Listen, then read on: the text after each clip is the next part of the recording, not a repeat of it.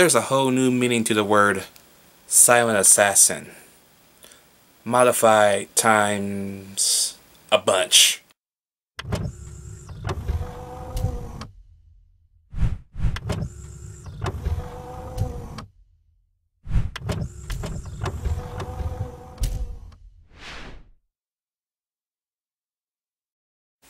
Hitman. So in Hitman, Timothy Olyphant plays Agent 47. He's sent to assassinate the president of Russia. Okay? He comes to, which he does, but then he finds out he's been set up by the organization that he works for, and the president's being squeezed because they know about a cover-up. Okay? So now Agent 47 is also entangled with that, as well as the Russian government and Russian military. Yeah, that's a lot of stuff to be into for him. But you know what? It makes for an entertaining, bloody, literally bloody, a good time. Okay? This movie is pretty good. It's pretty solid for an entry into a video game movie. Okay, we don't get a lot of many good video game movies, but when we do, we get nice movies like this. Okay? And, of course, supermodel, I think she's a supermodel, Olga Kurylenko, I think I said that name right, plays a horror in this film, which is funny because she'll play a horror again a year later in the video game adaptation of Max Payne. So yeah, that girl was busy. She shot this, then she shot Max Payne, then she went on and did Quantum of Solace. Both Quantum of Solace and Max Payne were released the same year of 2008, so and a month apart, with Max Payne in October and of course Bond in November. And she does a good job in this movie, surprisingly, since she's basically naked halfway through the fucking movie. The only thing she needed was a pair of boobs. And she would have sold me. She's cute, but she needs boobs. She really needs boobs. Anyway, the action in this movie is pretty brisk and brutal for a movie that was rated R, which is pretty good because you can't go too violent, otherwise you have to have an NC-17. So I'm glad they saved the best parts for the Blu-ray release, which is a lot, and I mean a lot, of blood squibs in this movie.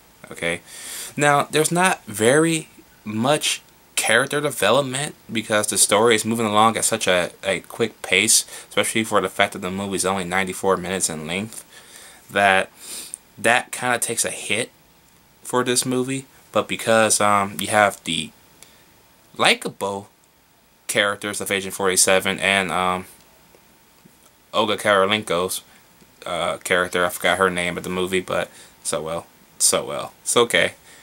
That the movie's pretty much viable, you know what I mean? And yeah, now the acting is okay, not the best.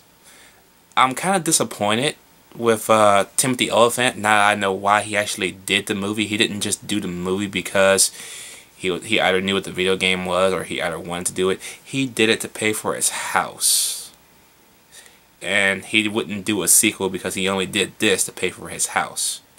That's kind of lame, and you kind of drop down the lame meter, dude. Seriously.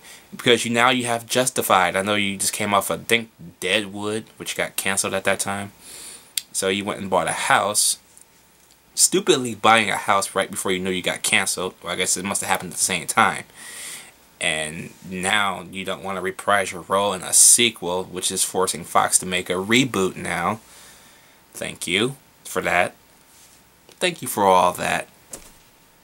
When you did a good job, and now you have you have safety now with Justified, so you could do a sequel, but yeah, you chose not to, which kind of sucks, man.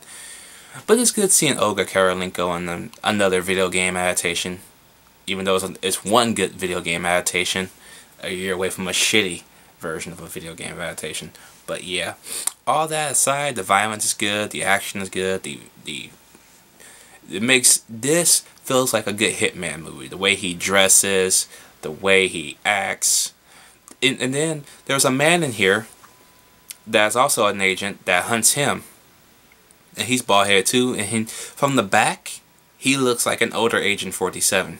He really does, man. Especially when the Hitman video games get to the later editions, he looks like the later edition of Agent 47, which is pretty cool. And then you got two Russian bad guys in here. One of them looks like a young Tim Roth because of his hairstyle and the way his facial features are. And his scene involving a bathtub is kind of awesome. And then the other one looks like the man from Heroes with the horn-rimmed glasses. You know, if you've seen Heroes, then you know exactly who I'm talking about. I keep forgetting his name, but he looks just like him from his facial features, and the way his hairline is like this. Like, you have to see the movie to see what I'm talking about. Other than that, Hitman is a very solid video game adaptation. Now, I hope the reboot is good. I'm going to talk about the reboot in a separate video, of course. But until I do that, Hitman's going to get a B+ from me. Very enjoyable movie. Drop your comments down below. Let me know what you guys think about Hitman. Did you like it? Did you hate it? And I'll catch y'all later.